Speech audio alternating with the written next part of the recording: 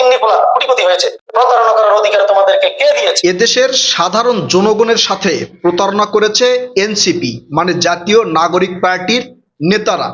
শুধু তাই নয়, এদের বিরুদ্ধে হেন কোনো অভিযোগ নাই যে এখন পর্যন্ত সেটা ওঠে নাই। আওয়ামী লীগ এদের বিরুদ্ধে অভিযোগ করেছে, আমরা মানি নাই। অন্যান্য রাজনৈতিক দল এদের বিরুদ্ধে নানা ধরনের অভিযোগ করেছে, সেগুলো আমরা মানি নাই। কিন্তু তার নিজের দলের নেতাকর্মীরা যখন অভিযোগ করে, সেইটা আপনি কিভাবে একদম ফেলে দিবেন? শুধু টাকা পয়সা ইনকাম, দখল বাণিজ্য, বদলি বাণিজ্য, টেন্ডার বাণিজ্য থেকে শুরু করে যে অভিযোগগুলো উঠেছে, এগুলোই নয়, নিজের দলের নেত্রীদের হেনস্থা করার অভিযোগ কিন্তু এই পর্যন্ত এদের বিরুদ্ধে উঠেছে। এটাও আপনারা দেখেছেন। তাদের নেত্রী নীলা ইসরাফিল ছিল, তার সাথে কি ধরনের ব্যবহার করেছে এনসিপি নেতারা, সেটাও আপনারা দেখেছেন এবং তার মুখের ভাষ্যও কিন্তু আপনারা শুনেছেন। আমি এনসিপি নেতাদের বেশ কিছু কথাবার্তা আজকে আপনাদেরকে শোনাবো। তার আগে আপনাদের কাছে একটা প্রশ্ন, আসলেই কি এই এনসিপির নেতারা বাংলাদেশের সাধারণ জনগণের জন্য আন্দোলন করেছিল, নাকি নিজেদের পকেট ভরানোর জন্য আন্দোলন করেছিল? একটু চিন্তা করেন, ডিবি অফিসে যখন এনসিপির এই নেতাদেরকে ধরে নিয়ে যাওয়া হলো, তখন তারা ডিবি অফিসের নির্যাতন, তাদের ভাষায় বলি, ডিবি অফিসে প্রশাসনিক নির্যাতনের কারণে তারা তাদের বক্তব্য চেঞ্জ করে দিল। ভাতের হোটেলের হারুনের সাথে বিশাল আয়োজনে খাওয়া দাওয়া করার পর তারা একটা বিবৃতি দিল। ওরা বলছেন যে এটা ডিবি অফিস থেকে লিখে দেওয়া হোক, মেনে নিলাম যে এটা ডিবি অফিস থেকেই লিখে দেওয়া। সেই বক্তব্যে কি ছিল? যে তারা আন্দোলন প্রত্যাহার করছে, শেখ হাসিনা তাদের দাবি মেনে নিবে, এই শর্তে তারা আন্দোলন প্রত্যাহার করছে। কেন আপনারা আন্দোলন প্রত্যাহার করলেন? আমার এখানে প্রশ্ন, কি কারণে আপনারা আন্দোলন প্রত্যাহার করলেন? আপনাদেরকে ডিবি অফিসে মেরে ফেলা হতো? আপনাদের পরিবারের যারা আছে তাদের সবাইকে কি মেরে ফেলা হতো? আপনারা মরার জন্যই তো আন্দোলন করেছেন, এই জন্যই তো আপনাদেরকে আমরা বীর বলি। তাহলে ডিবি অফিসের সামান্য নির্যাতনে আপনারা কিভাবে আপনাদের বক্তব্য চেঞ্জ করলেন? মীর মুগ্ধ, এরপরে এই যে আবু সাইদ, বন্দুকের গুলির সামনে দাঁড়িয়ে স্লোগান দিয়েছে। তারা তো যদি মনে করতো আমরা মারা যাব, তাহলে তো ওই সময় সেখানে দাঁড়াতো না। মৃত্যুর ভয় যদি তাদের ভিতরে থাকতো, তাহলে তো তারা পুলিশের গুলির সামনে এসে স্লোগান দিত না, দুই হাত প্রসারিত করে আন্দোলন করতো না। তারা মৃত্যুর ভয় করে নাই। তাহলে আপনারা কেন মৃত্যুর ভয় করে ডিবি অফিসের বিবৃতিটা চেঞ্জ করে দিলেন? এটা আপনাদের কাছে প্রশ্ন থাকলো প্রিয় দর্শক, আপনারা এই উত্তর দিবেন যে আসলে এরা কি চেয়েছিল। শেখ হাসিনা কিন্তু একটা কল রেকর্ডে বলেছে, আমি কনফার্ম হতে পারি নাই যে এটা এআই দিয়ে করা নাকি শেখ হাসিনা নিজেই বলেছে। শেখ হাসিনা সেখানে বলেছে যে কিছু ছাত্রদেরকে ম্যানেজ করা সম্ভব হলেও শিবিরের কয়েকজনকে ম্যানেজ করা যাচ্ছে না। তার মানে বুঝতে পেরেছেন, অনেক ছাত্ররাই ওই সময় শেখ হাসিনার কাছে হয়তো বা ম্যানেজ হয়ে গেছিল। তাছাড়া তো শেখ হাসিনার এই ধরনের কথা বলা আমি কোনো প্রশ্নই দেখি না। এখন এরা শুধু এই টেন্ডার বাণিজ্য, বদলি বাণিজ্য, নিয়োগ বাণিজ্য এগুলোর সাথেই যুক্ত বা এগুলোই অভিযোগ তাদের বিরুদ্ধে রয়েছে তা কিন্তু নয়। তাদের বিরুদ্ধে গুরুতর অভিযোগ রয়েছে। শোনেন কি বলছে এনসিপির এক নেতা। এনসিপি মনে ইসলামেরই একটা আসলে প্রতিনিধিত্ব করছে, অথচ বাস্তবতা সম্পূর্ণ উল্টো। এরা যেই বাউল শিল্পী আবুল সরকার ইসলামের বিরুদ্ধে এত বড় ধরনের কটূক্তি করলো, পবিত্র কোরআনের সর্বশেষ সূরা নাসকে নিয়েও যে ধরনের ব্যঙ্গাত্মক কথাবার্তা বলেছে, সেই আবুল সরকারের পক্ষে নাকি বিবৃতি দিয়েছে এনসিপির নেতারা। তার মানে তারা ক্ষমতায় যাওয়ার জন্য মানে একবারে পাগল হয়ে গেছে। এই মুসলিম প্রধান রাষ্ট্রে মানে এরা ইসলামকেও গ্রাহ্য করছে না। চিন্তা করেন, এই এনসিপির নেতা কিন্তু আরো একটা মারাত্মক কথা বলেছে যে তারা এই জাতির সাথে প্রতারণা করছে, সাধারণ জনগণের সাথে প্রতারণা করছে।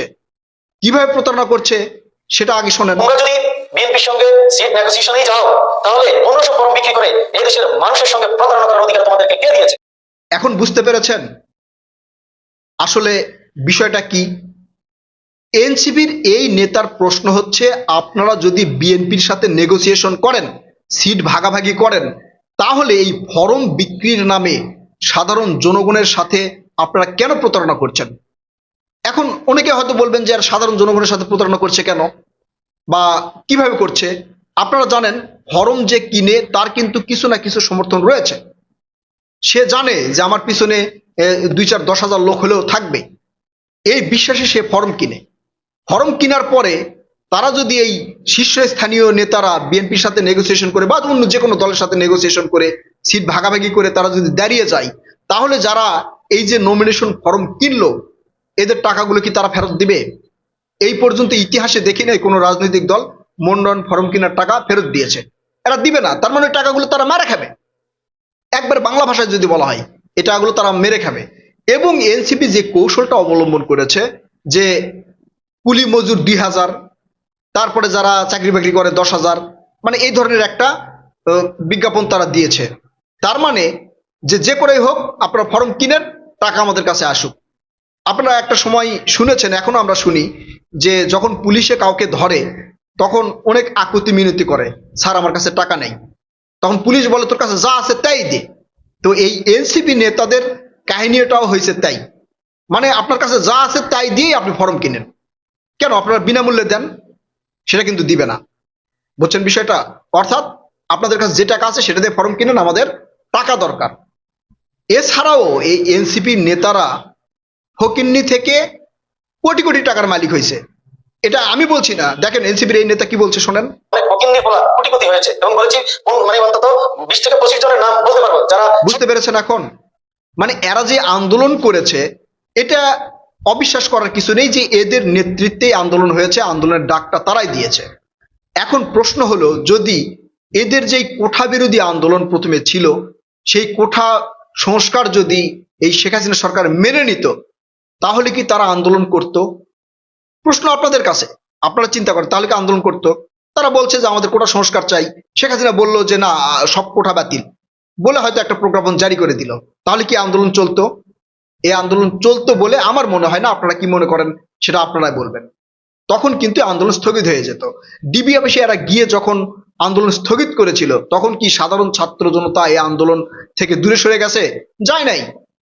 তার মানে এদেরকে ওই সময় সাধারণ ছাত্র জনতা মানে নাই, তারা তাদের আন্দোলনেই ছিল।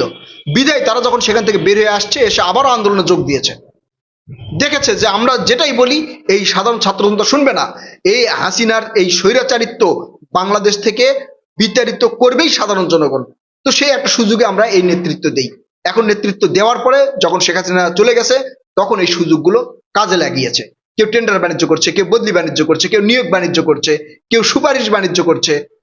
এগুলো করে কোটি কোটি টাকার মালিক হয়েছে। এই সেই টাকার মালিক হয়ে শুধু টাকাগুলো বাংলাদেশে রেখেছে তা কিন্তু নয়, বিদেশে দেওয়ার অভিযোগও রয়েছে। তারা বিদেশে বাড়িগাড়ি করেছে। এই তথ্যগুলো বের হবে হয়তো এই ডক্টর ইউনূস সরকার যতদিন আছে, কারণ এই ইউনূস সরকারের নিয়োগকর্তা হচ্ছে এইসব ছাত্ররা। হয়তো তিনি থাকা পর্যন্ত এগুলো বের হবে না, আস্তে আস্তে সব বের হবে, পুরোটাই বের হবে। এখন এনসিপির নেতারা এগুলো বের করছে, 2 দিন পরে দেখবেন এগুলো মিডিয়ার সম্মুখে আসছে। এই যে একজন এনসিপির দরবেশ বাবা ছিল, কয়েকশো কোটি টাকার মালিক হওয়ার একটা অভিযোগ, দুদিকে মামলা আছে, এগুলো সব তথ্য বের হবে। আবার উপদেষ্টা আসিফ মাহমুদ, সজীব ভুঁইয়ার এপিএস যে ছিল তার বিরুদ্ধে যে অভিযোগ, এগুলো সব বের হবে। সাধারণ জনগণ সবকিছু জানতে পারবে।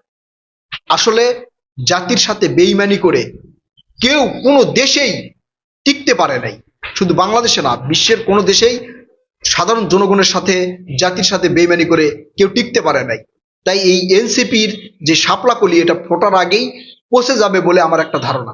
প্রিয় দর্শক, আপনারা কি মনে করছেন? আপনারা আপনাদের মূল্যবান মতামত কমেন্ট করে জানাবেন। কথা হবে নতুন কোনো ভিডিওতে। আল্লাহ হাফেজ।